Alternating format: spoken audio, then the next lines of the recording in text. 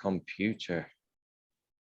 Okie dokie, Christmas karaoke, everybody. Welcome to your Future Leaders today. We are on call 71, which in Spanish is 71. 71. My name is Daniel.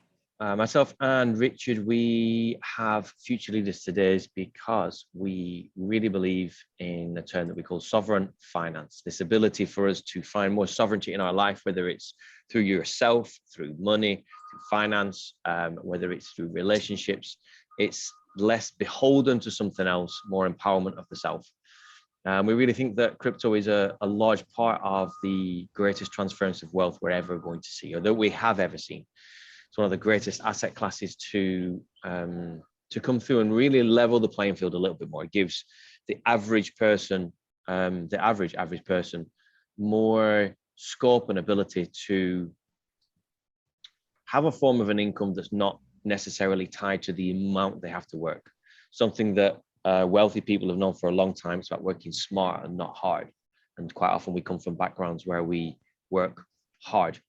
And so moving out of that head down to the grind space and more into crypto, you can have your money working for you much easier. And the opportunities to you with $10 and $100 is the same as someone that has 10,000 or $500,000. And we've never had that space in that time before because that only exists in TradFi, traditional finance. So we made Future Leaders as a bit of a bridge, as a gap from not knowing much about crypto to being able to swim quite comfortably in the medium waters before you head out to the deep blue sea. You don't have to head out to it, but at least if you do, you got a little bit more knowledge. So we hope with these calls that we can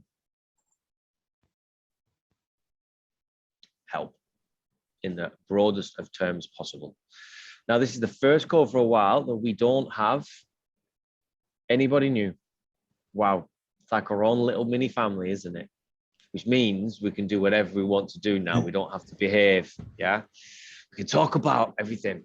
So let's have a see where it goes. So because we haven't got any new people, no one has to be put on the spot to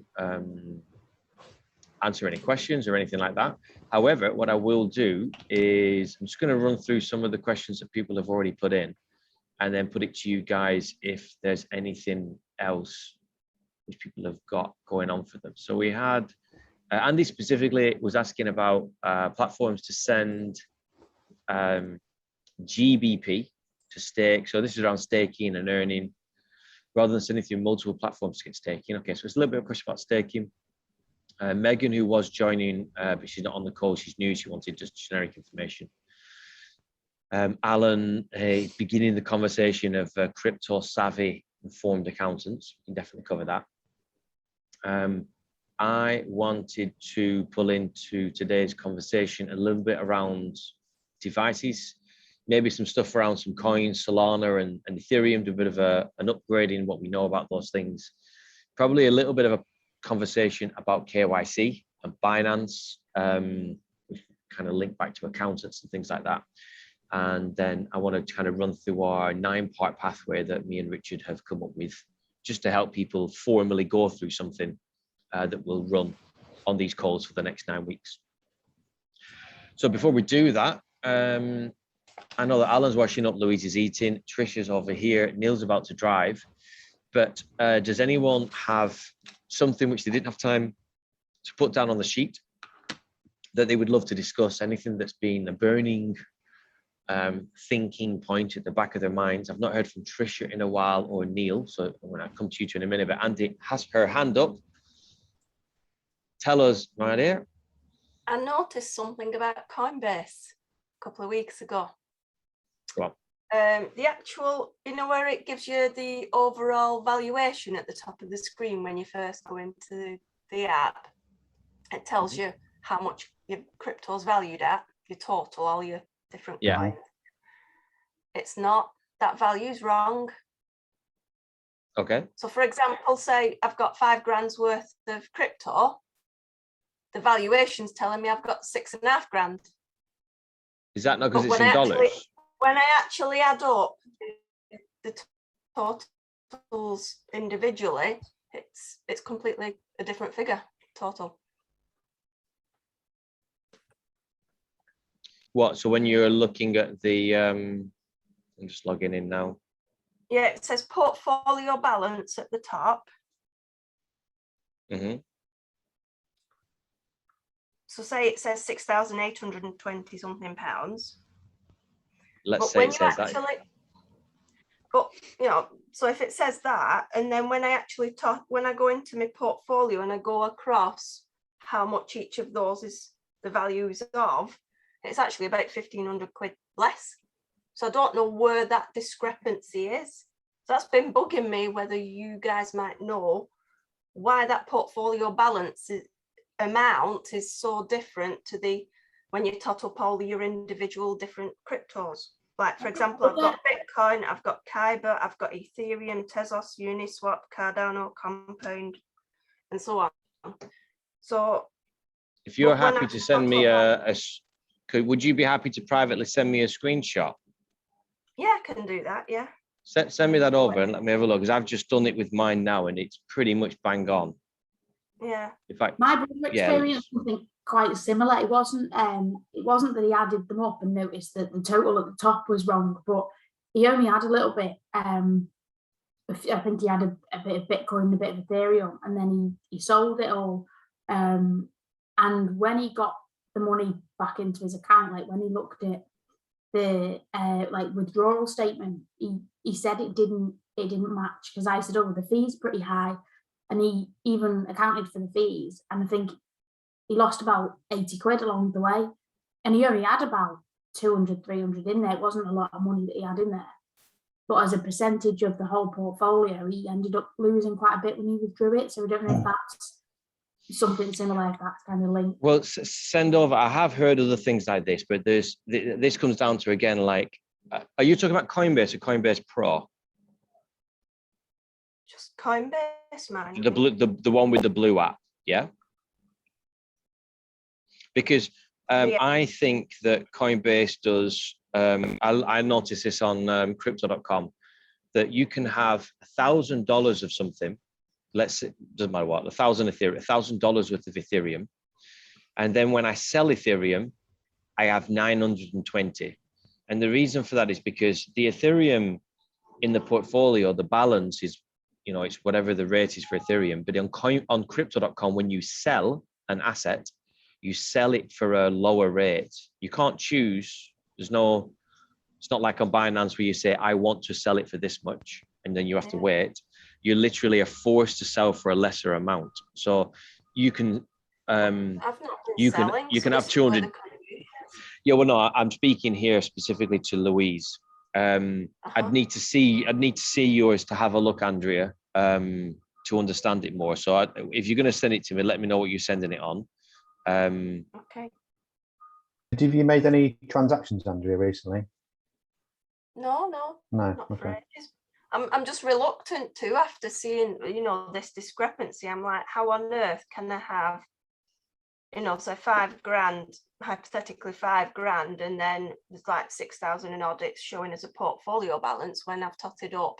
Even like when I first bought XRP and sold at a profit, even taking into the totals that I've actually put in and all that, none of the figures tally anywhere.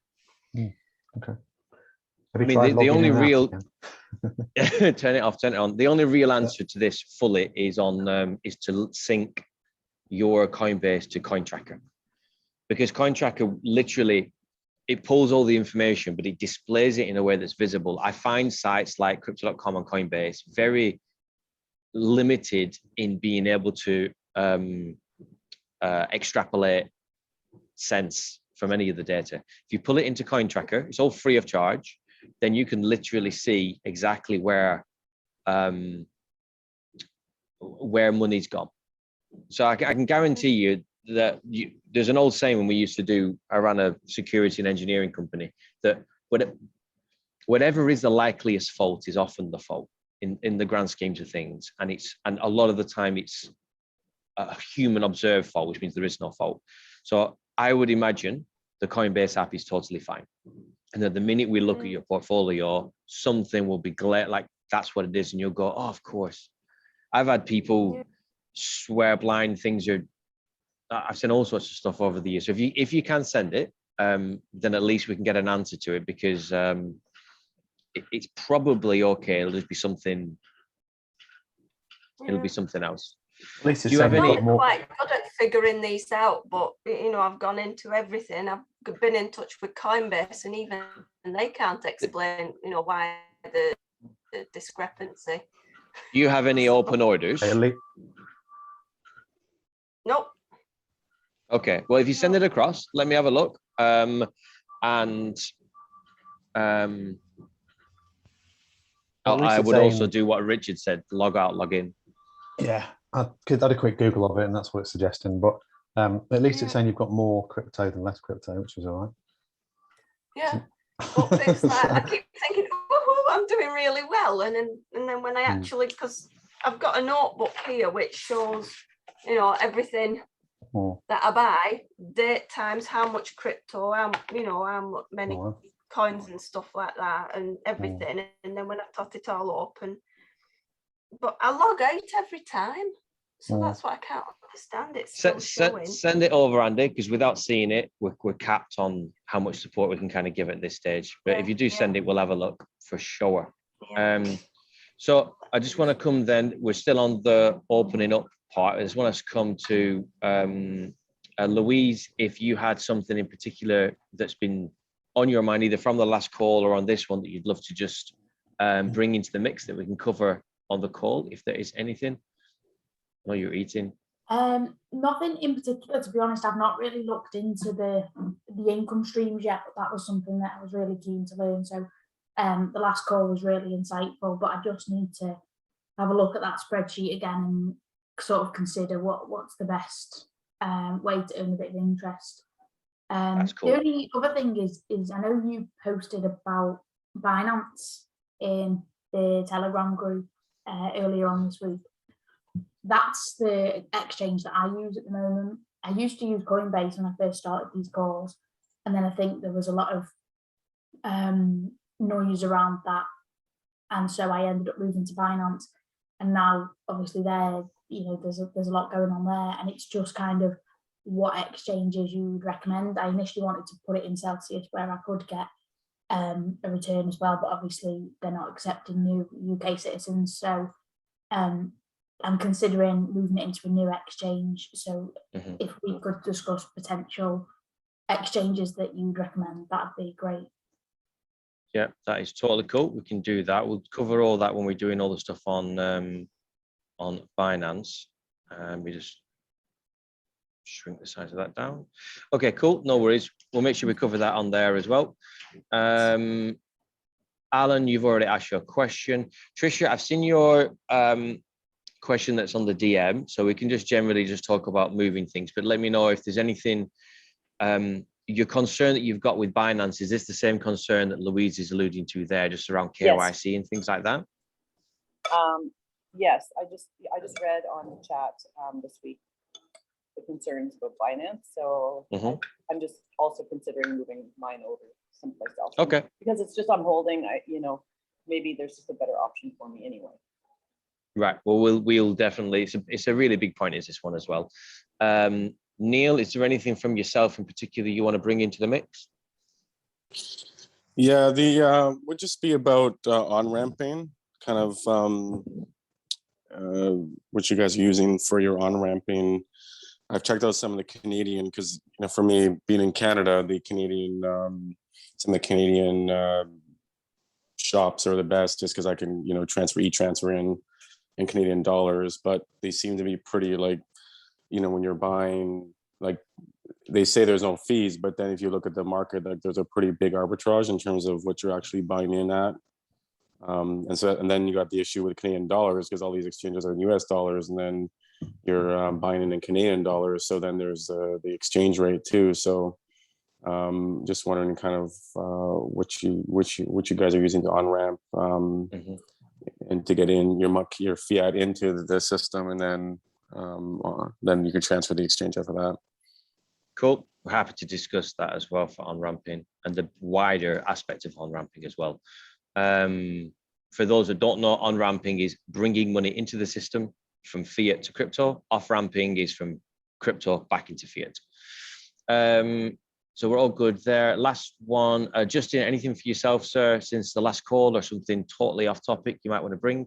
I know you go to other groups as well, so you might want to fire other things in. Nope. So mute you. There you go. I've just been kind of looking into some of the things that were discussed on the last call, specifically. Zort caught my attention. It was something that I wanted to explore more. So that's kind of on my list of things to research. I did a cursory research, but wanted to do a deeper dive and probably just put something in based on your high review of it, and then continue the research project while contemplating future. So, well, if you want, I've got yeah, you're just sticking your hands in. We're going to do next week.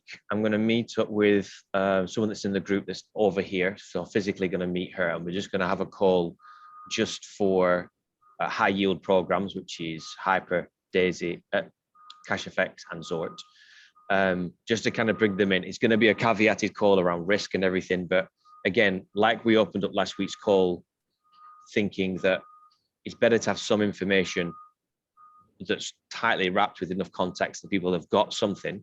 But there's a few of those things that we mentioned that we're going to talk about a little bit more in next week's call. So Zort will be in there, but we have a Zort group that I'm only inviting people into on one-on-one sorts of thing, like into the group. So if you want, I'll add you into that, because it literally contains all the chat histories on. It's a pretty short group, and if you are keen to get rock and rolling, just all the info's in there. There's no referral links or anything like that.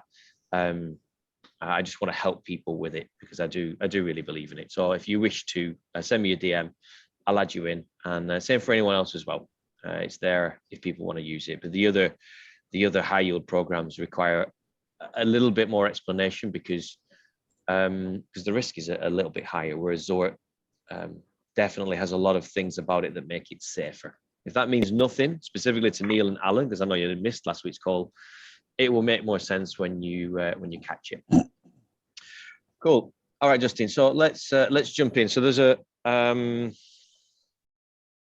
not missing anything, am I? So no, we're all good there. So what we're going to do is I'm going to go downstairs to get my water whilst I'm talking, but we're going to mainly focus to begin with on Binance, ramping, tracking, and accountancy. And just so that me and Richard could practice, Richard, do you want to see what part of the module some of this stuff falls under?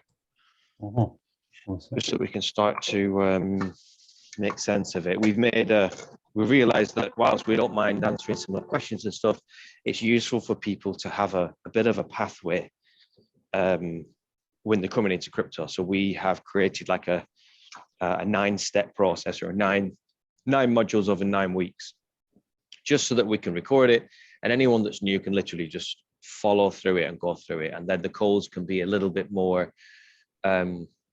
off topic, branching off, things like that. It also means that we really sat down and we were like, because Future Leaders isn't necessarily a crypto group. We don't talk about trading analysis. We don't talk about the next big gems that are going to make you 100x. We're really focused on sovereign finance. Like, how do we help human beings have a better relationship with finance, and fundamentally have lives with more grace and more ease? And crypto is definitely a golden thread through that. But there's other things that branch off it.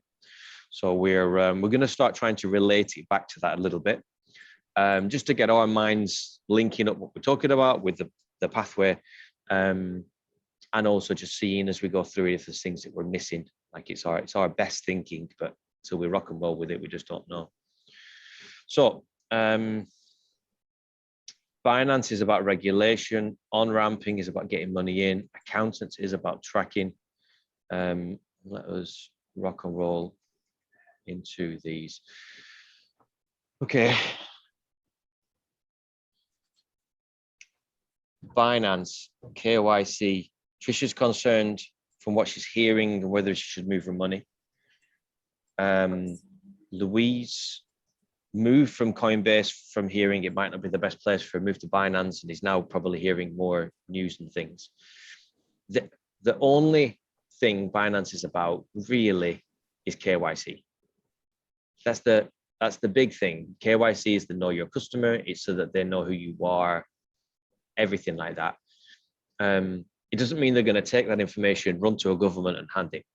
It just means they have a log, a record to say this account is owned by Louise Wilson, who is a UK citizen. This is her passport, and it's there. Does it mean that at some point a government may request or subpoena that information? It could do. And my opinion is the way Binance is going, wanting to have more and more regulation, that it would hand over that information because it wants to play ball. But if you're not concerned about KYC, if you are taking some of your funds and you're putting it somewhere and you want to make more money with that funds and you have an accountant and it's part of your wider business portfolio, then it's not, in my opinion, it's not a concern. Richard, would you agree with that? If you want to play the ball as it's meant to be played and you've got an account, would you have any concerns other than that at this stage, actual concerns with Binance? The KYC thing and the regulation is the biggest thing, obviously.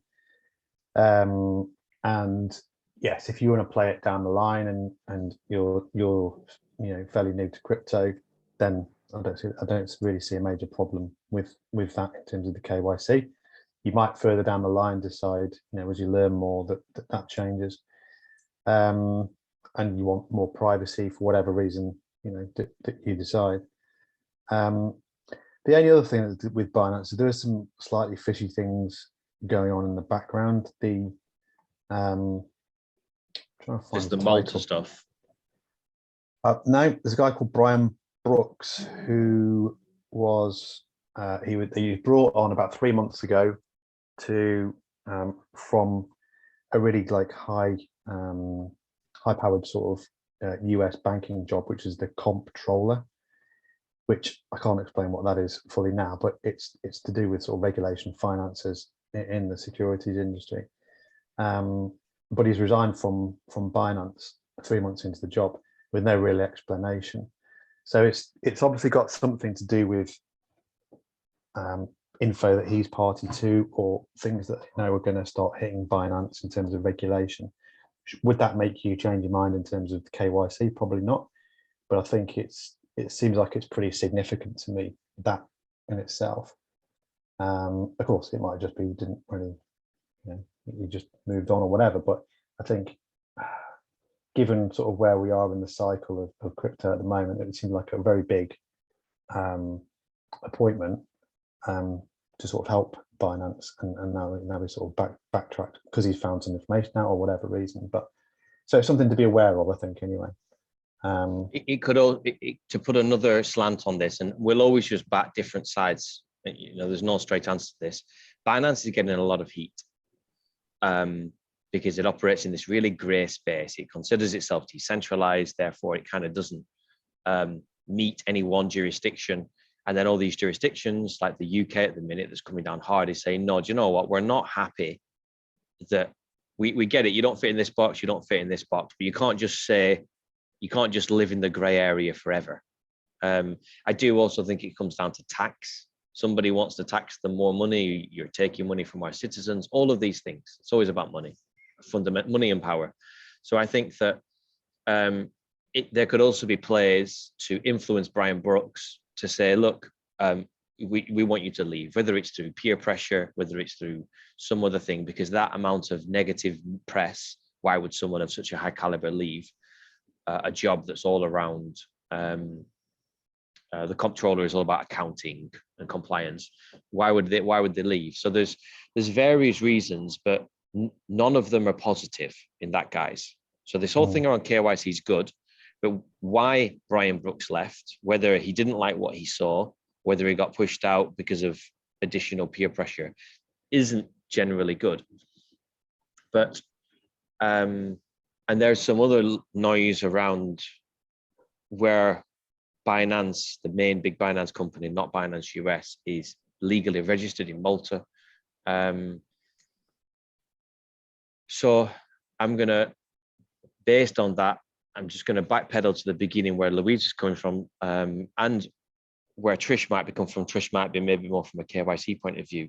And this is to remind everyone that crypto is the closest thing you've got to sovereign finance, meaning the opposite of sovereign finance is, let's just say, like less empowered finance. You put your money in a bank, you leave it, you can't really do much with it.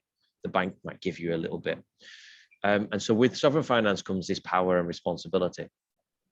And they say, not your keys, not your coins. So that means that if you're going to put your money on an exchange and that exchange goes down, that you lose your money. Obviously, you lose your assets there.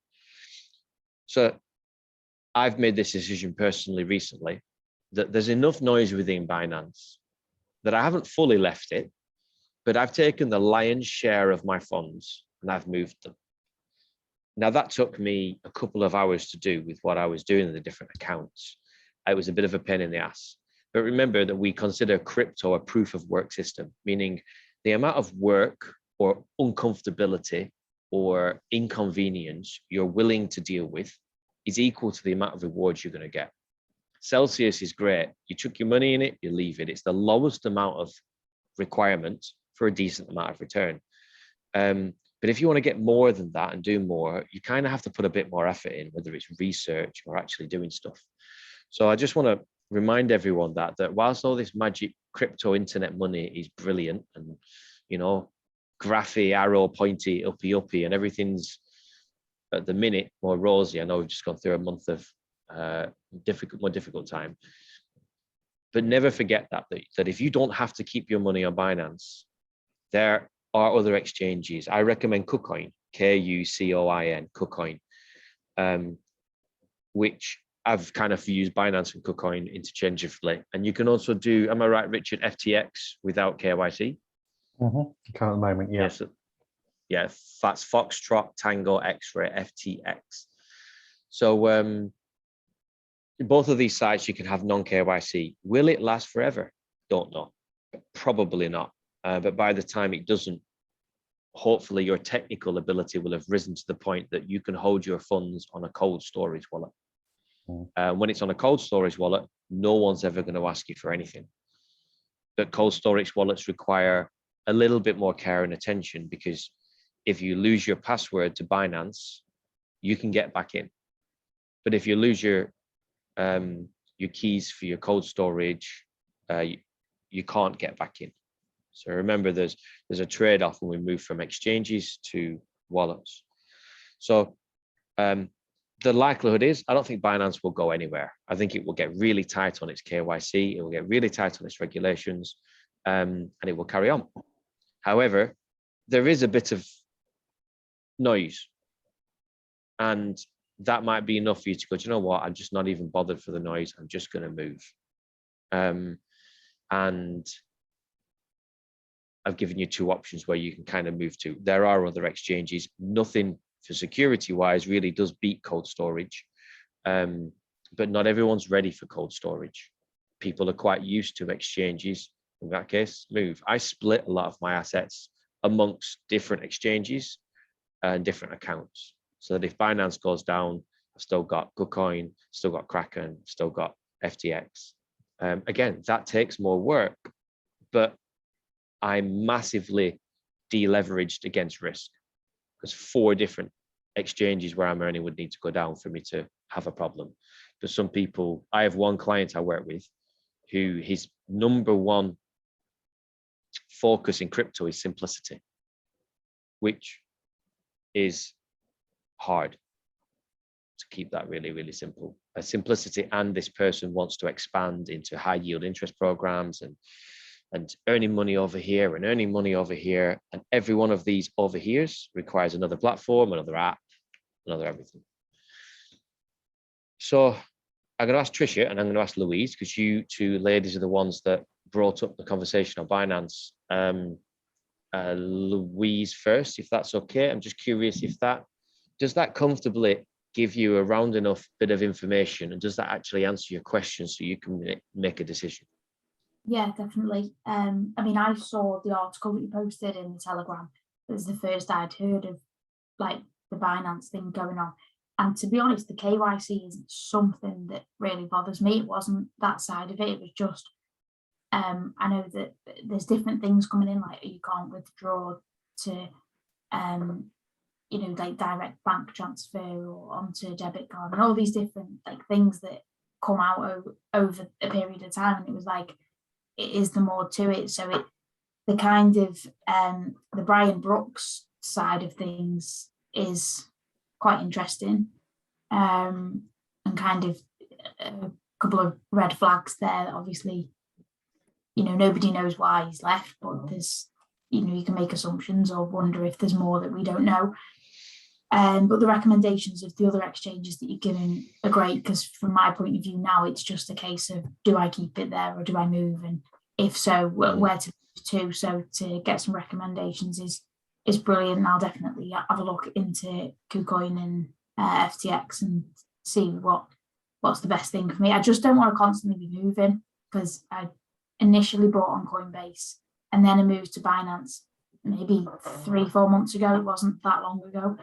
And I don't want to be kind of every quarter moving, because I take the hit of fees when I have to withdraw it all to then put it in a new exchange. So just a couple of points on, sorry, just a couple of points on that. If you're, in terms of safety, if you don't need to access your funds, you're not trading it, you're not selling it, like in terms of safety, Coinbase is up there in terms of safety. The issue with Coinbase that I personally have, I have 3 issues with it. 1, it has high fees, but if you're not trading, that's not a problem. 2, I don't think Coinbase represents the industry very well. It's very representative of traditional finance mentality, which is all about them. It doesn't, you know, it will go out and say, hey, what coins do you want us to bring on board? And people will say coin 1, 2, 3, and it'll bring on coin 4, 5, 6. It brings on coins that it's heavily invested in, which of course is a financial decision. If I invest in coin 5 and I bring coin 5 onto my platform, the value of coin 5 will go up. I make more money. There's nothing wrong with that. But in that instance, I'm listening to my financial decisions, not the market. So I don't like Coinbase morally and ethically on that side of things. And then when there's big runs up and big dumps, Coinbase goes down. And there's huge correlations between that, because they don't want mass exoduses, or I actually don't know what they want. That's my speculation. So, but if you're not looking to buy and sell when the markets go up and down, if you don't need to quickly log on to sell before something happens, if you're not trading, and if you want safety, Coinbase is at the top or in the top 3. So it's good to just understand really cleanly why that is, because you might easily choose, you know what, I am going to go back to Coinbase, because I can't say that KuCoin is better or safer or any of these things, but it sits there in the top pack of sites I'm comfortable with.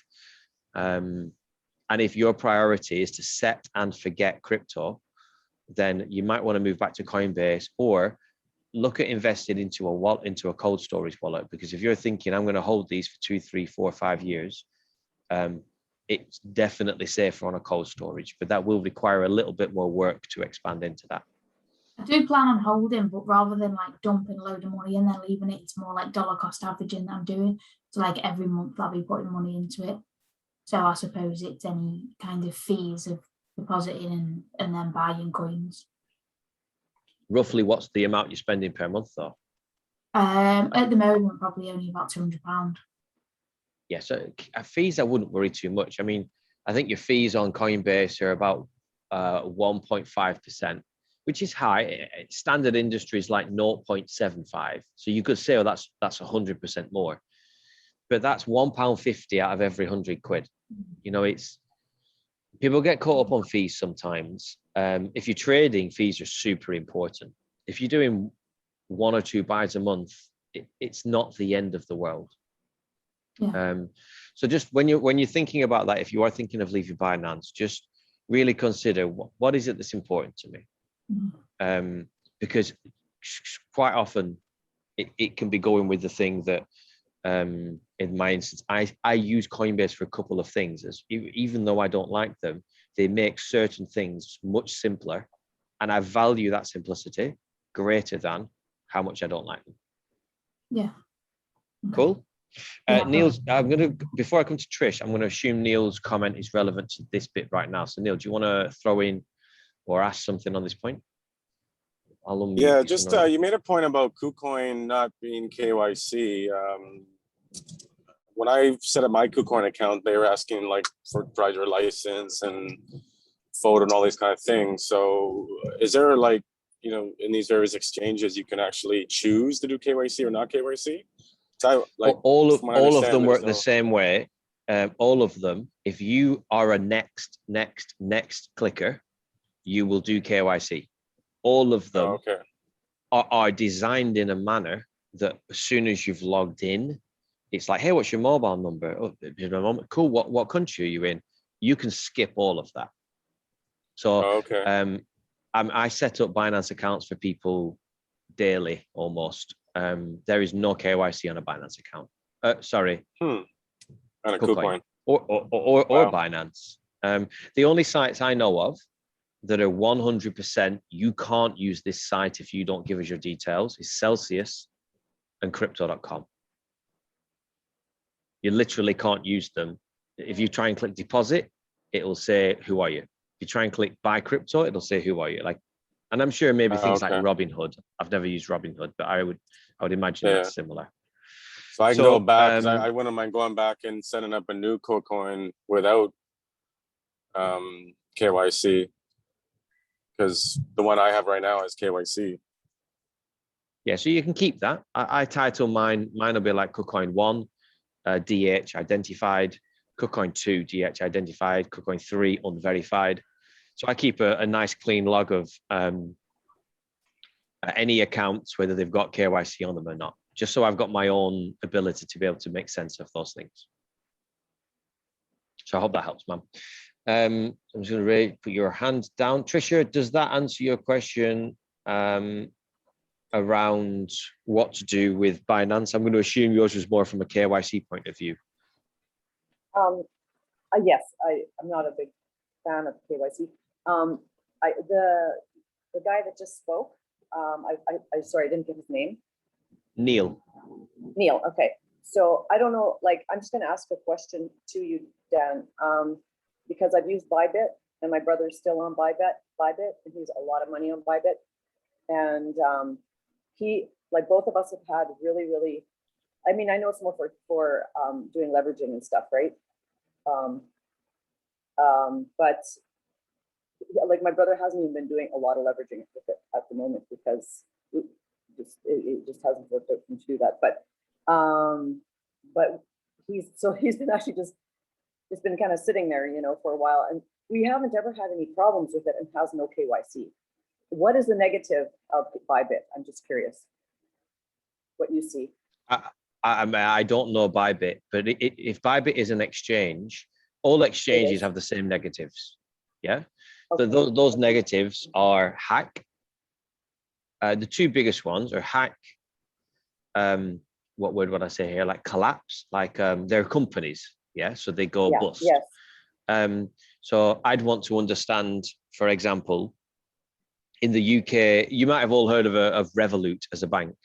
In the UK, Revolut and certain similar banks are actually not banks. They're called e-money exchanges, and they're 100% insured with every individual's money isolated. So if the 10 of us on this call all had an account with Revolut, our money is in 10 different accounts with insurance covering 100% of each of those pots.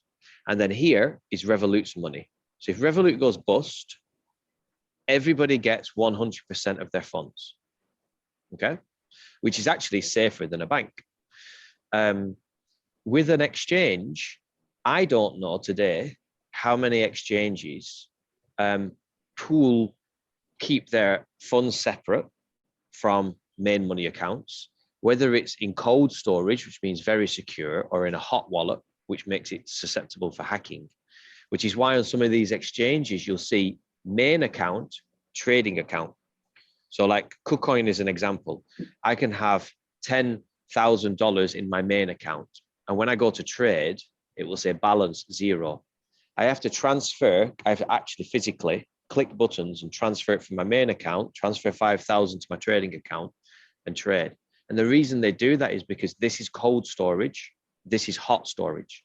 So if there was a hack, I could lose everything here, but I won't lose this.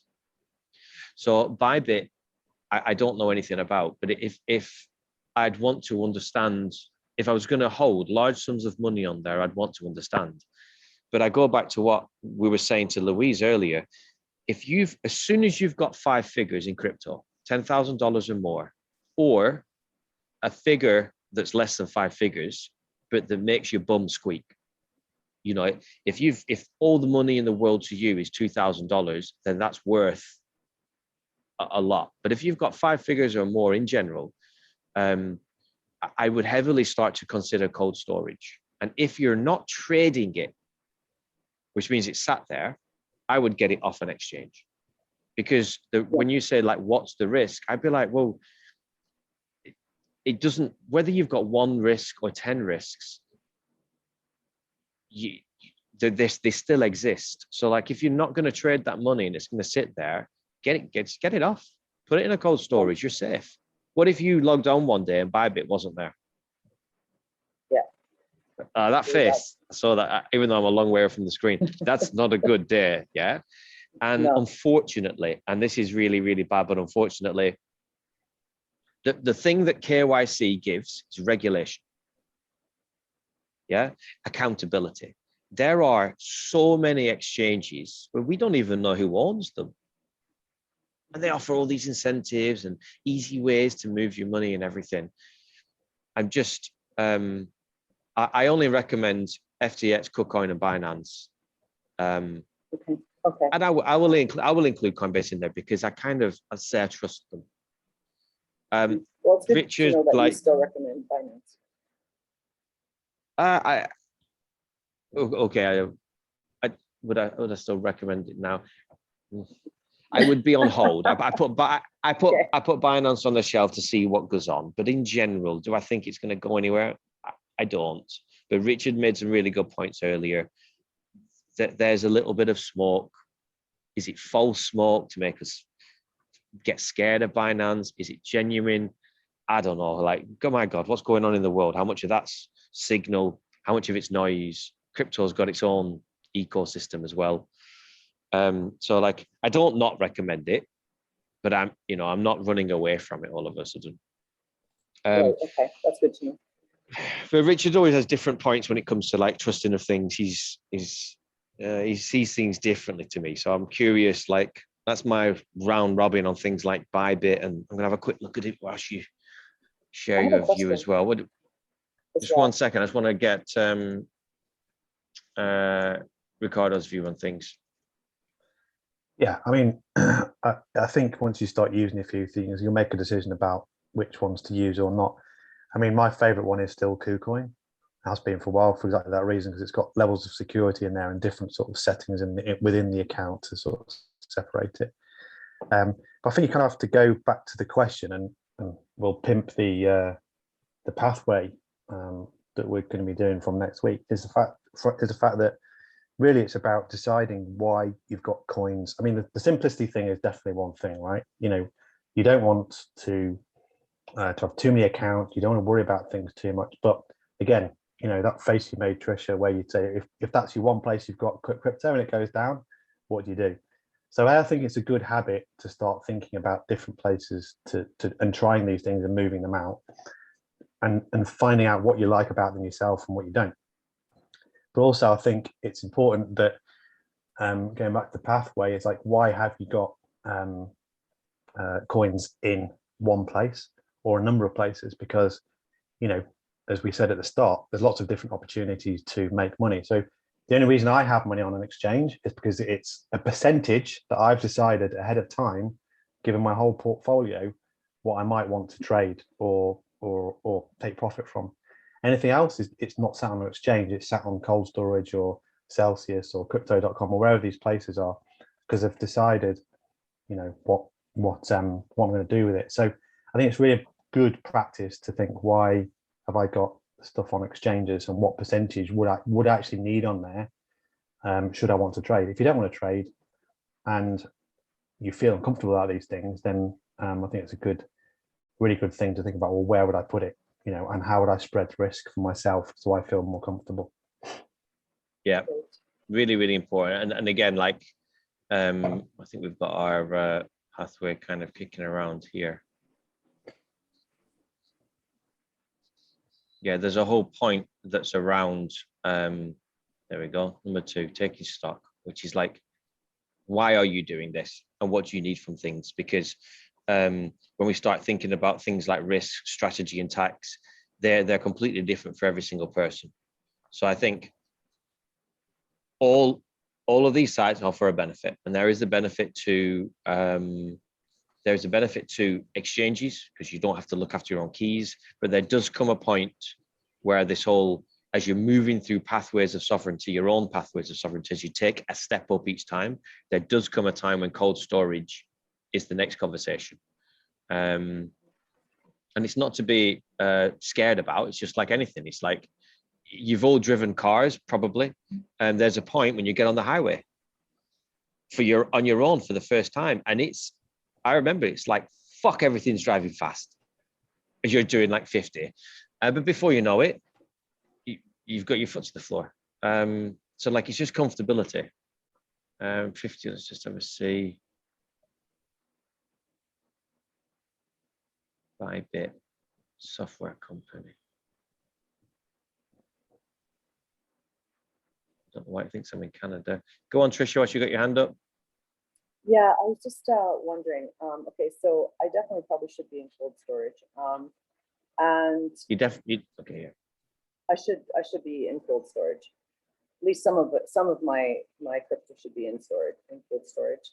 So I have a question.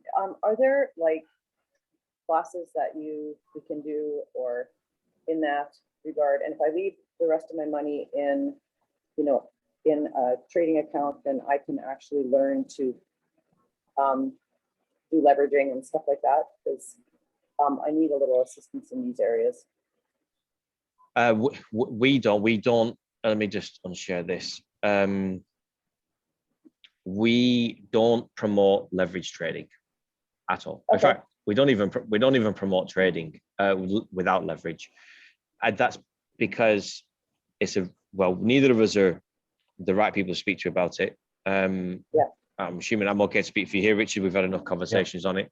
90% of everybody who trades loses. The odds are just not in your favor. So it's like, can you make money off trading? Yeah, I know some really good traders, but 9 out of 10 people lose. So it's one of these things. It's like, wow, we don't want to promote something where statistically you've got a 10% chance of success. There's just so many other safer things you can do. I talked about Zort earlier. I mean, I'm averaging 10 to 20. If you watch the call from last week, it's a platform that trades for you using an AI bot, and I get 10 to 20% return a month. That's 120 to 240% a year. If I traded, could somebody get more? Of course they could, but I got shown a platform the other day that gives you 365% return a year. But then the amount of risk shot up, and I was like, what are we chasing? Go back to that module 2. Why are you here? And I want minimal risk, really. And crypto already has a lot of risk. But as soon as you're touching 100% return in a year, you've got to check yourself and look for greed and look for everything else. And so if all this platform sites, holdings, if your portfolio is doing good, just wait, because true wealth in its fullest form will come through patience, because it's always money transferring from the impatient hands to the patient. So just set things, give it time, keep checking on it, learn, grow, and we'll get there. So I can recommend you my best thinking for leverage trading, and it's using some of the stuff from the Bitcoin the Bitcoin family. I'm in some of their groups that are very active with some of their trading signals, and they look good, but I'm not going to go and do it. No, Yeah, it's I'm very not If you want hands-on. to, doing that. and if you want to learn about Zort, I'll Yes. if you send me a DM, I'll bring you into the group. Watch the call from last week, though. The call from last week just talks about passive income strategies. Okay. And watch that first before you start thinking of leverage trading, because it's not for everybody. It's not Just for a most quick people. one. I think because a few people have sound like they're thinking about how much should I leave on exchanges and how much should I move elsewhere and how much should I put in cold storage.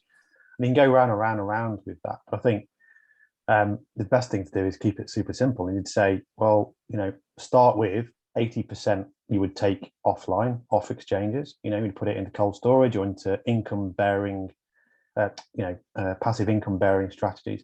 And 20% keep that on the exchange, because then you'll start thinking differently about, if you're just a pure hodler or if you want money to earn for you differently. But that 80-20 split, I went round and round and I just thought, you know what, that just works. So, you might want to just divide up the value of your portfolio and keep 20% on exchange and play around with trading on that or whatever it might be.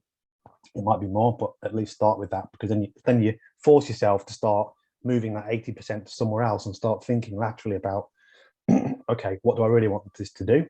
And then you'll be able to manage your risk and look at new platforms for yourself, and you can make your own decisions then. Oh, okay, cool. Thanks. Okay, that's just it. Okay, cool. So Neil, did you want to ask or say something on that point? Yeah, I was just one point first. Trisha, I think it was Trisha was speaking. Was there's a good mini course by Andreas Antonopoulos on just crypto security and crypto storage. He goes through and he step by step, has a kind of roadmap to cold storage and all that kind of stuff. So if you're kind of looking for something and some information on how to put your crypto in a cold storage, like when you say trading, is this something, and I do agree, because like you said, 90% of traders, no different than equities and stuff in the normal markets, like lose. Like when because the way I look at it, like if you're saying like stuff like ADA or Solana or Matic, like if you're looking to hodl and actually hold long term, then you're just kind of buying in one time. But when you're calling trading, you're saying like you're actually buying and selling on a regular basis, like on a weekly or monthly basis. Because really, as you said, like if the ultimate goal here is sovereign finance, then really like cold storage is really the ultimate, as we talked before. So I don't see how you keep money, even any money on exchanges, other than you're going to actually trade actively, because really or you're looking to buy on an active basis. But then like Richard was saying, you move off 8% on a regular basis, and then kind of so I'm not just trying to kind of clarify when you say trading. Yeah, no, what is your definition? that's cool. So you're either a trader or an investor. So in this instance, Louise, I'm using you as an example, is an investor. She wants to buy. She's not watching for price points and selling here and buying here. She's not spending time reading a chart to make a decision on a buy and a sell. She's choosing to buy, and she's dollar cost averaging. So she's adding to her position, therefore increasing how much she's holding. So she would be textbook investor. And every now and again, she might choose to sell because the market's higher or something. But am I right, Louise? You're not looking at charts all day thinking about buy and sell opportunities. Yeah, not at all. Just same time every month, just buying. Yeah, almost mechanical, so to speak. Yeah. So that's an investor for me. A trader is someone who is concerned about the price from a point of view of making a profit from it. So they're day trading, week trading, month trading. They're thinking about charts. They're looking for which charts have got the right setup. Various forms of things like that. Andy does some trading. She's been trading stocks for a while. She's bothered about the difference between a price. So that's how I would define the difference between a trader and an investor. To your question on, well, surely everyone should keep it in cold storage, then that is at its purest theoretical level, perfect sense. There's a guy that comes to the meetups every week called Nacho, who's out here, and he's a quite openly Bitcoin maxi all the way through. He's a techie, he's a coder. He's like, if it isn't on cold storage, you're just at risk. And he's right. But if the level of technical ability, we drew a triangle one week, and it's like the 3 parts of what's required to keep aware of, yeah. But the most important part of that triangle is technical ability. Your technical ability has to be equal or higher than what you need. So if the amount of technical ability to do cold storage is here, if your technical ability is here, you're a risk. I wouldn't advise someone to do cold storage if they're struggling with a simple password management system. Because if they set up cold storage and they make a mistake, they're screwed. So in that instance, for them, it's safer to use an exchange. And the problem we have is, especially for anyone that was born before 1990, and still a lot of people after that, technical ability is low. And you're moving from a world where we've been used to passwords, username, password. Oh, I forgot my password, reset. And you're trying to teach people to move into a world where you're given a set of 24 words that you absolutely must not, you must write down correctly. And you can never lose it, because if you do lose it, you lose everything. That is a form of responsibility for a muscle we have never exercised. And so that's why steps of sovereignty, and the first few steps of sovereignty is to understand there's something greater than fiat. That in itself, to understand that fiat is just an IOU promissory note, to understand that it's just literally given out by a company, the Bank of England, the Fed, sold to a government, distributed to local banks, then marginalized, I can't remember the word, so that they're, for every 100% they lend out, they can lend out another 99%. That's like blows people's heads off. So it's like there's a few steps, and I'm making this up. Step 4 is, right, you're at a point now, what I said earlier, where you're like, okay, we need to talk about the white elephant in the room, and that is cold storage. And it's starting this process of a new level of responsibility, and that responsibility is management of a piece of information that is as precious as gold. What are you going to do with that? If you die, how does someone obtain that? Oh, I don't know. Well, you need to answer that question. And these are big questions that we don't just answer off the cuff. And for a lot of people, it's a first time for them having that much power. So I'm with you, Neil, in terms of that should be important, but it's not the first step, and sometimes it's simpler on an exchange. I feel like that was quite a big rant. Does that, I'm just gonna like unmute you or lower your hands. Does that give an answer? Does anyone disagree? Actually, it's not my view. Well, that was my view, of course. Richard, are you gonna give me a thumbs up, or like, am I halfway? No, I agree. I think, sorry, Neil, do you want to speak now? Go on, Neil. Yeah, well, yeah, no, I was gonna say, no, it definitely makes 100% sense. You gotta take it, you gotta crawl before you run. You can't, just.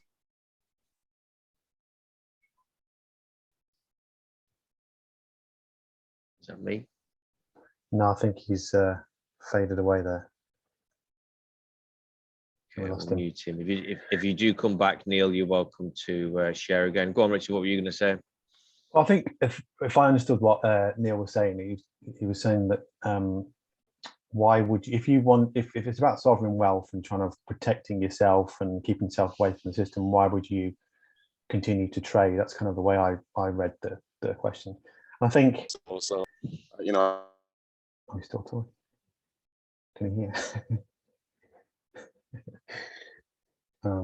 Just keep going, Richard. It's cool. And you talked about the difference between investors and investor and a trader there. But I think when you start, you kind of, and as we went through this, Dan, at the same time, you buy a coin and you hold it. You just hold it and hold it and hold it, and you see it go up, you see it go down, and you are an investor at that point. But I think as you kind of move down the sovereign wealth finance pathway, you might not necessarily trading, but it is an option of something you can do with that 20% that might be sat actively doing something on an exchange or something. But I think as an investor, what you want to be doing is rebalance your portfolio. So as you see something, the mindset should be, in my opinion, you can buy and hold forever, but I think what you are at that point is really a saver. It's kind of not really any different. All you're doing is waiting for the value of something to go up. So you are investing, but you're so passive that you're almost just saving and waiting for it. You're only really an investor once you've sold it and you kind of reinvest it into something else and you start balancing it. You start balancing your risk, or you take your profit, or you take your initial capital out. So you buy a coin at, I don't know, $1,000 of a coin, and it goes up 10x or 5x or 3x or whatever you decide. Then you take out your initial profit and you can start, now I can buy something else that I think might grow. And so you're an investor at that point, but you're not a trader, but you're still selling it at that point. And that would be, at that point you would have decided, well, that's the 80% I'm going to hold, and that's the 20% that I'm going to go, okay, if that value goes up, I'll pull out my initial capital and find something else to reinvest in. Or I'll take that capital and I'll reinvest it into a hype project or Celsius or whatever it might be. So I just wanted to make that point really, because I wasn't sure if that's what Neil meant, because I think,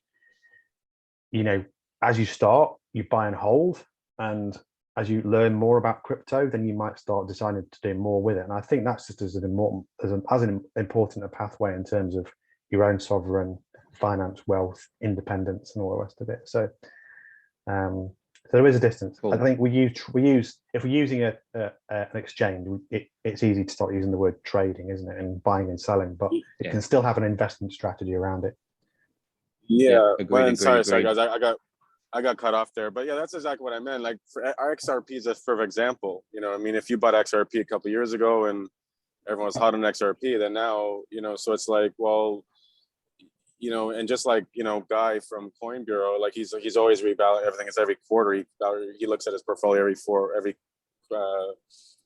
3 months and says, okay, where are we at? Am I going to kind of rebalance it more with this, with that? So I think that it's not really trading, but you're looking at, actively, because you can't just say, obviously you can say, okay, I'm just going to buy Bitcoin and keep 100%, in there. And that's, but if you're going to start getting into altcoins, then, I think you have to really keep on the market, because really there's a lot happening and there's all these constant things going on. So I don't look at that as trading. I look at that as just more rebalancing, just like you're rebalancing a normal, equities portfolio.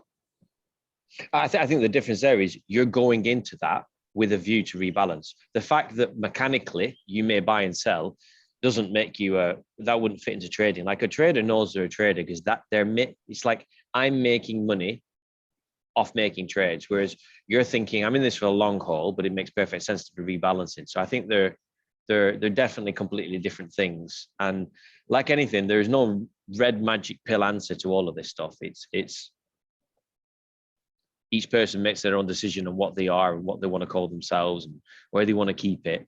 The most important thing is that we can hear different points of view and batter these things around and hopefully walk away with a more clearer picture anyway. So I appreciate your comments in there, Neil. Thank you very much. Thoughtful as ever. Thank you, darling. And did anyone else have hands up, or are we moving on to our next point? We're good to move on, yeah. We're good. So I want to quickly cover on-ramping, and I do want to get to accountants, and it's already 10 past the hour. Sometimes me and Richard say, do you know what, actually, if we just do an hour's call, if there's not many things to talk about, and or certainly I always think that, and then it never seems to happen. So on-ramping. And Neil, can you just summarize, we're going to try and do a quick fire here, but can you just summarize again what your question was, if you're able to take yourself off mute? My question is, like, for example, I was tracking ADA, I was tracking it $1 and then, in around $1, and then I was, the basic question is, no matter if you're tracking, you're trying to buy something or you're just trying to get into whatever you're trying to get into. The question is, I got Canadian dollars in my bank account, my fiat bank account. I see an opportunity, I want to buy more BTC, I want to buy more, Ether, whatever it is. If I want to buy it quickly, And I'm looking at these on-rampings because in Canada, there's only a certain amount of exchanges, a certain amount of actual on-ramps, and all of them are on Canadian dollars. All of them are, you know, so that you got the conversion from Canadian dollars to US dollars. Then if you look at the actual VIG, you look at the actual arbitrage, it's like, you know, whatever 5 or 10% off the actual market. So every time I'm buying in, you know, it's like I'm losing. Like, you know, like you said, you know, if you're in it for the long term, like, you know, 5 or 10, you know, those kind of fees kind of just, you know, aren't really significant. But the question is, you know, how are you guys on ramping? Like really a simple way, you know, because countries, you know, because if you have Canadian dollars or you have pounds, you know, like just how are you on ramping in an efficient way? You know, I know you can on ramp to USDT, but you know, how are you doing that to really that you're not losing a lot on the on ramp in, so then you can actually put on the exchange, so then actually get a good buy-in price. Because if I'm trying to buy, you know, that's effectively. I understand the question, so we'll take it in turns to kind of answer. And I'm also curious to hear like what anyone else does as well. I feel I have a pretty slick on-ramping process now, and I don't think I lose out at all, really. That's my personal view of it. The main thing is the exchange of fiat, because most exchanges for buying and selling, most of them have got good rates. I don't put in that category Robinhood, Coinbase, Crypto.com. They sting you a little bit more with hidden fees. But sites like Binance and KuCoin, whatever the price is for USDT to ARDA, for example, is the price. And there probably won't even be much of an arbitrage difference between KuCoin and Binance. So then the only question becomes obtaining USDT at the best rate. That's the only question, because USDT is the golden coin that you can buy anything with. And if you want to convert USDT to USDC, it's 1-to-1 anyway. So for me, I use sites like TransferWise, Crypto, Revolut, Monzo. Monzo is a UK similar to Revolut. And these offer me a foreign exchange of currency at a very good price. Pretty much what we call interbank rate, which is the standard sort of rate. If I work with someone who can't buy dollars with a bank, then I would get them to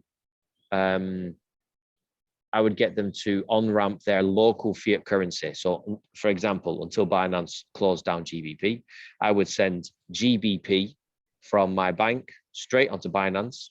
And from there, I would buy USDT. Now, for every £1,000 that I did, I'm making this up, but let's say in the bank, £1,000 got me $1,300 or $1,350. On Binance, it would get me $1,300. So probably not even that much of a difference. My point is that to obtain USDT using the conversion of fiat to USDT on Binance was not that far off from what I would get if I did it over here and sent dollars. So once I realized that, I reached a point where I was like, oh, I don't care if so long as I'm doing a sizable chunk every time, I'm not bothered. I wouldn't be buying $50 here, $30 there. I move a wedge of fiat that I'm happy to be in crypto land. I might not spend it all today, but if I know that over the next month I'm going to spend $1,000, then I'll put $1,000 in. So that's my view on things. Because I'm never selling, I'm not looking to make an arbitrage opportunity or a trade. I'm buying and holding. So for me, crypto moves 10% in a week. Any coin can fluctuate 10% in a week. That means that unless I'm going to look at a chart at any given time, I could be buying at the bottom of a 10 or the top of a 10. So the fact that there's a 10% difference in that chart in a week means that I don't really care about losing out on 1 or 2% here or there, because I could forget to buy the next morning and save 6%. It's just, it moves so much that if I'm looking for long-term growth, I've given up thinking about short-term. So that's my opinion and view of on-ramping. And I have multiple on-ramps. And there's certain sites I just use for on-ramping. That's it. As soon as I've on-ramped into USDT, I send it to Binance. And I keep them nice and clean that way. And if someone closed down one, I've got 2 or 3 others. And I'm willing to accept a 3 to a 5% hit in fees and exchanges in order to get my USDT. I've just accepted that it can be as high as that, and that's part and parcel of crypto. Well, that's my Ricardo? second question. So why? Go on. Oh, sorry. Neil? No, I'm saying that's my second question. So why, like, what's the benefit of that extra step? Like, why don't you just put the money, transfer the money directly into KuCoin or Binance? Why, rather than buying USDT first? Like, what's the benefit of that first step? Okay, so it's KYC you're trying to. So I have, you'll only ever on-ramp through KYC accounts, because no exchange is going to allow you to connect a bank without KYC. It's just legally not allowed. So yeah, that's what I'm saying, because the ones in Canada, I have to, like, I can definitely transfer e-transfer. In Canada, I can't. All the ones want KYC, so there's no way I can get around KYC of transferring into, for example, Newton's one of them here in Canada. If you do P2P. So now that I live where I live, if I absolutely had to on-ramp, which I don't really do anymore, but if I did, I would do P2P. So I go to a meetup. Okay. I find like someone local Bitcoin that, or whatever it's called. I wouldn't use local Bitcoin. I trust, people that I know more. Like I know Trisha, who's on this call now. Trisha might come to me and go, "Hey Dan, I've got $1,000. Do you want to sell some Bitcoin?" And I might go, "Yeah, okay." We already have a relationship. There's a level of trust there that's equal, and it's fine. Or we might go to the meetup and I'll say, "Does anybody know someone?" And someone will say, "Fred, do you know him?" "Yeah, he's been here for 3 months." And I go and have a chat to Fred. And I'm okay with that. So that there's definitely other ways to on-ramp without any KYC, but I keep them separate because it means I don't have to do loads of KYC everywhere. I'm not anti-KYC. It's just a bit of a pain in the ass. So having these sites here with KYC keeps it nice and simple and clean. And I know why I use them, but I don't keep money on there. So I hope that helps. But I'm curious if Richard has different views, and then Neil will come back to you to get your, if that answers your questions. No, I fundamentally agree. I think, like you said, transfer-wise is relatively pretty easy in a number of ways that you explained. The only one I was just checking, I mean, if I wanted, because it sounded like you were, you were tracking something, then you wanted to make a decision quickly based on your decisions, Neil. I mean, in my experience, sometimes they're not always quick. You might be waiting, it totally depends. You might be waiting a while for some of those things to work. So sometimes if I think I absolutely need to buy this now, I'll always use Swissborg and I'll always pay a bit more for it, but I've never known anything be as quick. Like literally I can send it from my bank and it's there. And I get an email within like 2 minutes. The cash, my GBP, my fiat money is in Swissborg, and I can then make a trade, and I can move that out to the, I can buy USDT or whatever I'm going to do, and move it to the exchange that I want to go and buy whatever it is I'm going to buy, and that can all be done in sort of 10 minutes, depending on what I buy. So it can move really, really quick. So it kind of depends again what you're trying to do, and again, sometimes you can beat yourself up about these percentages. I think Swissborg's like higher exchange rate.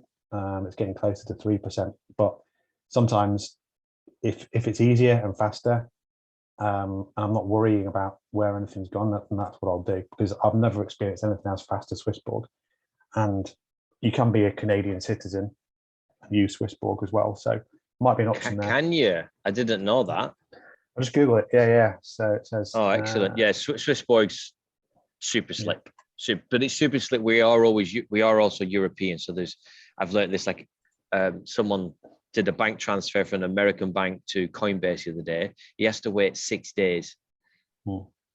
6 days, like we can't even comprehend that over here. So and I also want to reiterate the difference between, if I know I'm going to buy something if I've got money sat in the bank, let's say you've got $5,000 sat in the bank that you're going to spend on crypto, and you're tracking Cardano, I would I'd move the money into the crypto world, because I used to be like you. I'd be like, all right, I want to buy something now. Okay, where is it? It's in my bank. Okay, send it over there. Oh, they flagged it.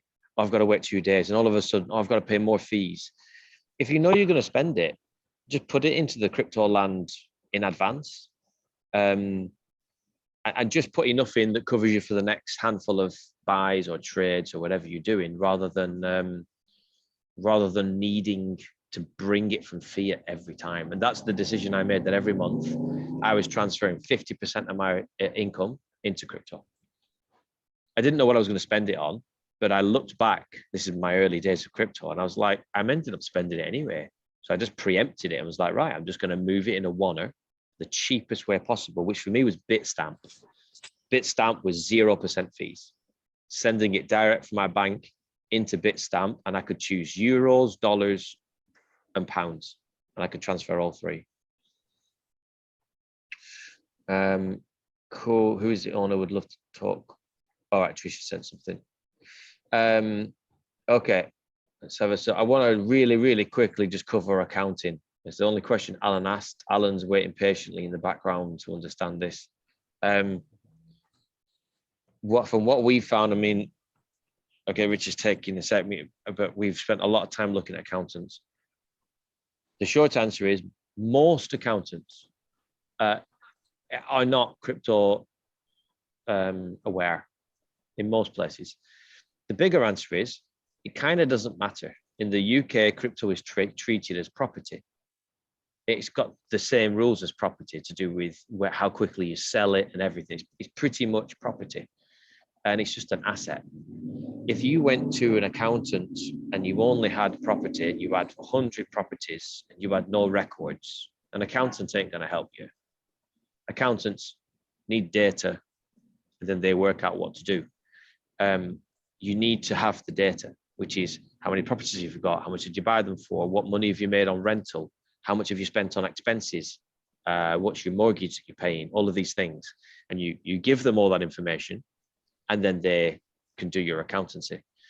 It's the same with crypto. So if you can give an accountant the same things you'd give them with property, then they can help you. And any accountant can do that, but you first have to obtain all of that data. And that's where things like Coin Tracker comes in, to track the software, to track the coins, to show you what profit or loss you've made. If you just go to an accountant, even if the crypto, they're still going to need access to everything. And the sooner you start that project of creating the coin trackers, like we've done on the in some of the other groups that we share with you, Alan, that's the first step. And then you can go to an accountant. And that's very different to if you want a tax advisor. Accountants and tax advisors are different. And your question might have been about tax, or it might have been about filing your accounts. So I just bring that out. Anything for you to add, Flanagan? Just from the point of view of if it's become if you've been in crypto long enough and it becomes a significant part of your wealth, then like Daniel said, I remember we talked about this really early on in his call a year ago and stuff. It's like there's a real difference between an accountant and a tax advisor, and you can get very different information. An accountant is basically going to take your numbers and he's going to say this is how much tax you're going to pay. And a tax advisor might be able to work with your personal circumstances or get more creative, where you would take some of the money that you've grown and you start thinking, do I need to have a company? Do I need to start thinking differently about my personal circumstances in whatever way that might be? There's lots of different ways, but a tax advisor is going to be much more creative and legal. There's grey lines all the way along this, but a tax advisor is going to be able to look at your personal circumstances, not just the numbers that you provide to them, and provide you with advice that is going to be more beneficial to you potentially in the long run. So you might not be there, but if, like I say, if crypto is now a significant part of your wealth, it's worth starting to think at that point. Doesn't mean you don't have to file the taxes, but it's worth just considering that. And if most of these people will speak to you and they'll say whether they want to work with you or not. So you can Google tax advisor, crypto, just pick up the phone and just speak to someone, and you'll soon know if they know as much as you need them to know at a certain point, based on where you are. So that's the way I did it. Just picked up the phone. And if it's of any use, well, neither me nor Richard are financial advisors or tax advisors. Since I've come out here, I've spent that much time and money on obtaining my own tax advice and just having a broad scope of a lot of things. I do offer sessions. So if that's of any use, Alan, I give you a very round, broad brush of things, look at stuff, and then at least point you in the right direction of the specific help. Because sometimes, even with us sharing what we've just shared here, it's like, okay, but what do I do? If you've never dealt with tax advisors before or accountants, if you've never run a business, so much of this can be alien. So we don't ever really try and sell anything on any of these calls, but I do offer it because if someone in the community needs a helping hand, then we're there. But it is a paid service from myself on that side. So just send us a DM if you want, dude. Okay, yeah, that's very useful. Thank you. I think, from my own point of view, I remember you mentioned a few weeks ago about perhaps being more tax efficient if you have a company rather than being personal. And while I've been self-employed since the early 2000s, I never needed an accountant. I never needed to put things in a company or anything like that. It was just a case of filing the tax return. So the idea of setting up a company is completely alien to me. And obviously the whole world of finance, let alone crypto, is largely alien to me. It's all new to me. So, and then I was thinking, obviously I've got to catch up on the passive streams of income call. But if I was to, obviously I've got some things that are earning a percentage, like on Celsius and crypto.com. But if I was to find better ways of earning a little bit more passive income, then obviously tax is going to come into it. So some sound advice would be really valuable. Yeah, thank you. Sure. Well, definitely catch the call next week and watch the one from last week, just so you can get a bit of an understanding of it. But it's the same for everybody. Like tax isn't a problem till it's a problem, but the poor mentality deals with tax when it's a problem. Wealth mentality deals with tax like well in advance, and you're thinking of tax in 2, 3, 4, 5 years. Yeah, so, which is why I asked the question, really. Yeah, no, that's good. No, it's really good. It really, really is. And like we just said, when you look at crypto one day and you're like, actually, I need to, when it's a think of it like children, when it's a certain size, you're like, I need to manage it. I need to look after it. And it's a very good problem to have, but a problem is still a problem. So we'll definitely do that call next week. Give things a ponder. If you want me to have a chat with you, I can do. But same for everybody. Like at some point, thinking of these things and planning for these things is good. You don't have to start a company, but you do need a conversation with someone who's been through it, whether it's a tax accountant, tax advisor or not, just to kind of see what your options are. Mm-hmm. Cool. Brilliant. So thank you for your question, Alan. So I'm not going to very, very, very quickly. Just want to show you guys what we are looking at for our pathway. Let me just get rid of that. So we've made a 9-part pathway that we really want to help people go through. So I would love, well, there's probably not enough time to really get any feedback on it. I think what we might do is probably makes sense for us, Richard, to, if we tidy this up into a document, we could share it in the group and just get people's takes on it. But when we asked everyone for feedback over the last few weeks and months before we had the break, based on these calls now, what we're on 71st call, we really started to get an idea of a structure. So we decided that, first of all, the hardest thing people take is taking action. So we actually began with that, like actually get yourself maybe a new email, a new bank if you need it, and go and buy some crypto. Because I've met people that are still researching it for a year and haven't yet bought crypto. Then understand why you're doing it, understand the risks, understand how you might manage it. Because it's like driving a car. We want you to actually get in the car first, drive a little bit, And now we're going to maybe understand some more of the basics around it. So then we cover nothing about money necessarily, but around crypto. So we're looking at, what is blockchain, what is centralized, what's decentralized, why is crypto even a thing for the world, and then a little bit about wallets and seeds and the lingo and stuff like that. So this is like the basics within crypto. And these first three are our early module. And then in the middle section here, we've got like next level up with crypto, opening up different exchanges, keeping it as simple as possible and safe enough. We've got different ways you can on-ramp money, loading up your exchange, like actually putting it onto your exchange. The conversation today with Neil about putting it on there. And then portfolio building. What is the structure you're going to do? How are you going to buy coins? Are you going to do what Louise is doing? Set day, set time every month and buy them? Or are you going to do what Neil's doing and track something and have a look? Then quite a big piece on financial re-education. This is difference between money and currency, understanding what fiat is, where the banking system's at, and then realizing that we all have a money blueprint. And that is what the old saying goes, it's easy to make money, but it's hard to keep it. So our money blueprint is where we leech money and we're not managing it in the same way. So we really want to help to re-educate people there to have a better understanding. Altcoins, low cap gems and ICOs. This is the wild, wild west in crypto. A lot to be made within it, and everyone's always looking for which altcoins to buy. So there's a whole section in here really to just talk about that, to just talk about how do you identify them, what are the extra risks, how do you evaluate them, so that if you want to play in that world, you can do.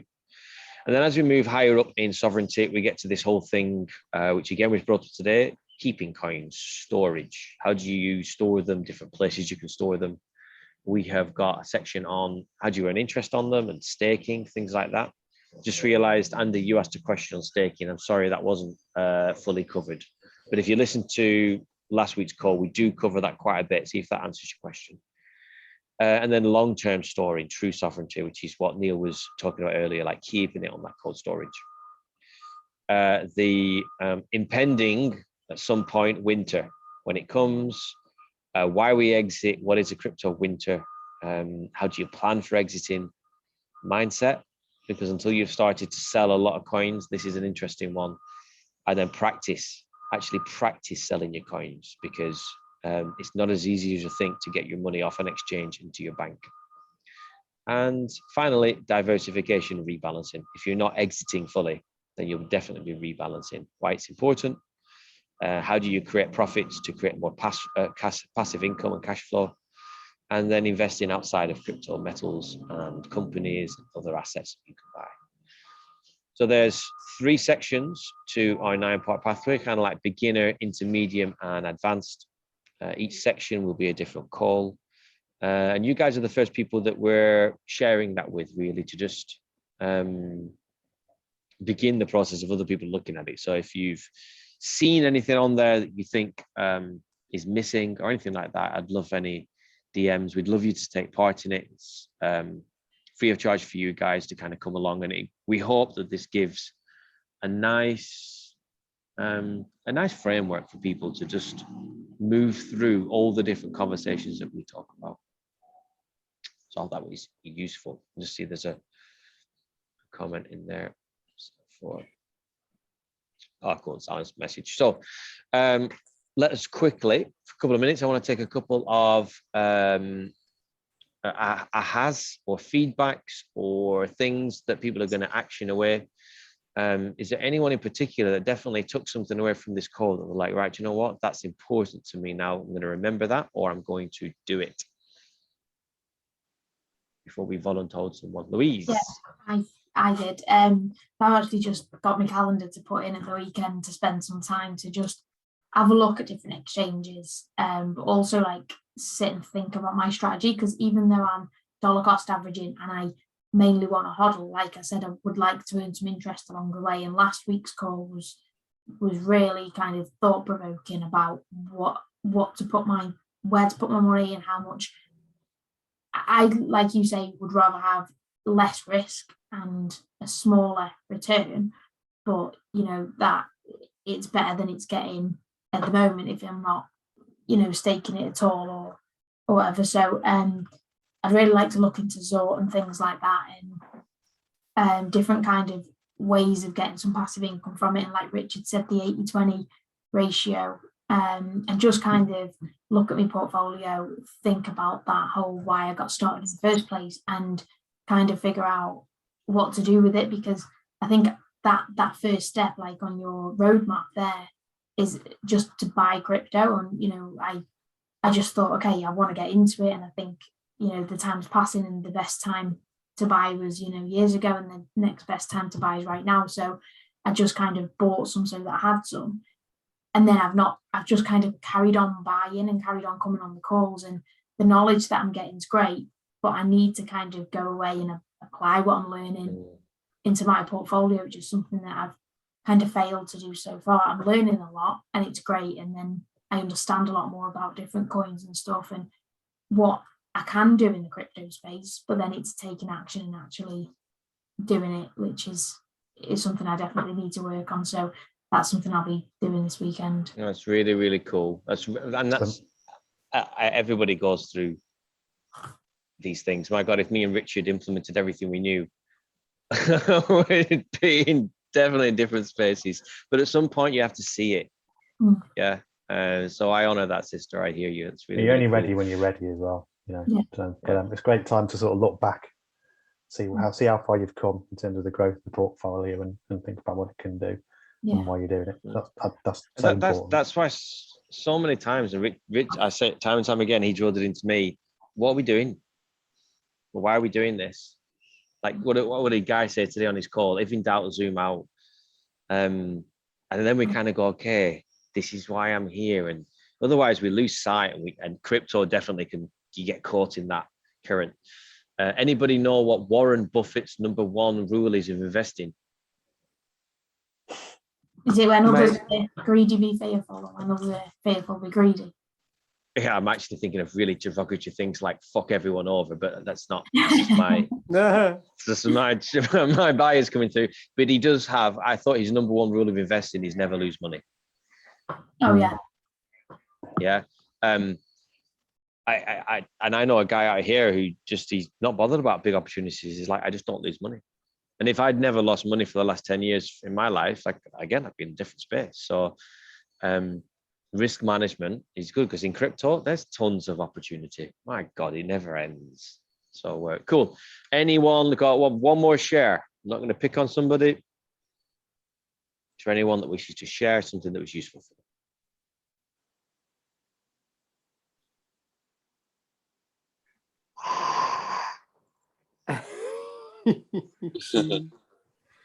Tricia. Oh, hang on. We can't hear you. We can't hear you, but you're not muted. Nope.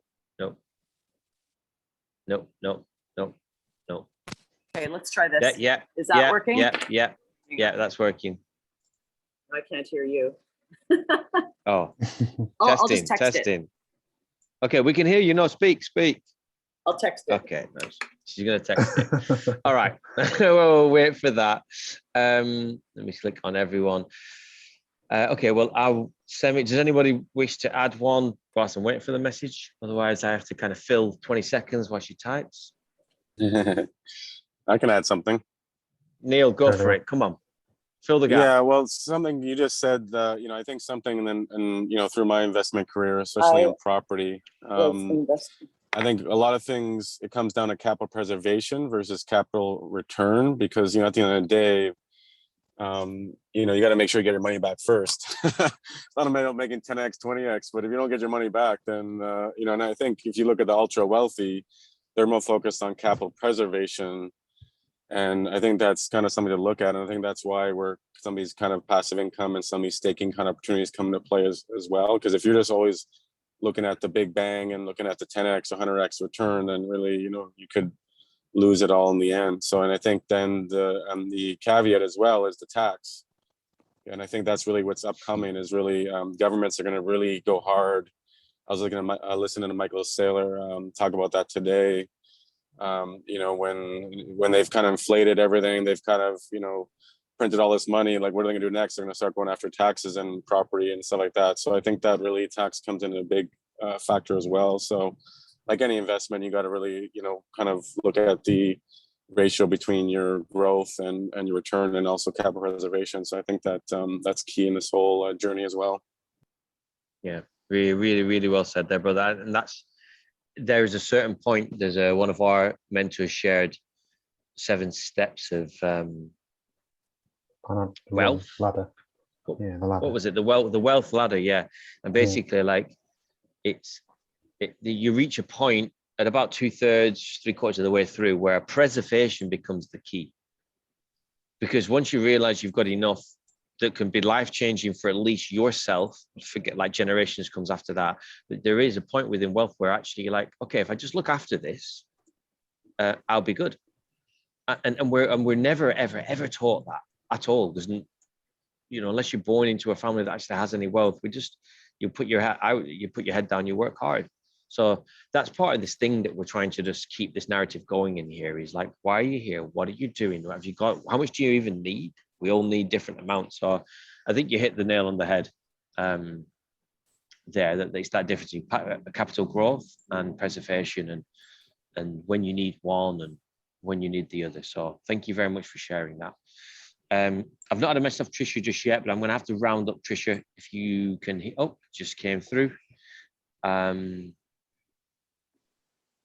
Okay, cool. She got loads of points, but there's a private message there. So I'll make sure I action that, Trisha. Not a problem there as well. So in that case, then we are going to round it up. This was our 71st Future Leaders Call. When we do this 9-part pathway, we're doing it because we specifically are trying to talk to people that have maybe just been in a little bit or are looking to come in. If you are, I'm going to be posting it on Facebook as well, and I rarely post anything on Facebook if you can log on to it. So I do formally ask you all, if you're aware of people that are interested, this would be a really good time for them to come on board. It won't start next week. Next week we'll have an unofficial call just on Zort and certain other things that I'm going to do live over here with someone. But it'll be the week after. So in 2 weeks from now, we're going to start the program. For at least the people in here, it's going to be free of charge. I think from what me and Richard have said first time round, we're going to do that because we're kind of rolling with it. We're going to try and even make little handouts for people. Like we really want to help. We want to find a way to make it a bit more formalized for people. So if you've got people or friends that you think it would be useful for, where we ask you to share links to this group, to share links to what will be coming. We'll post something in, because it'd be really good if we could take a group of people through this and just help people create those first steps into crypto. And if you've been on the calls, we'd love you to still join. There's always golden nuggets throughout everything.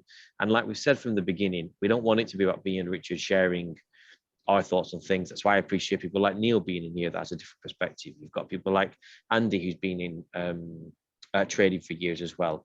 And even people like Louise, who's new into it, still has her view that helps someone else who's even more newer than Louise is. So it's about everyone helping those that are around them and those that are still coming up from below them as well. And that way we have a ladder going all the way up to help people climb as high as they choose to and wish to climb. So if you can help us with that, you know, people, that would be lovely. And at the very least, we hope you gain tons from all of these calls. So thank you for joining us. Thank you for sharing. Thank you for asking questions and participating. We hope you have a really nice evening, day, night, whatever time it is. And we will see you in a couple of weeks. Bye-bye, everyone. Thank you.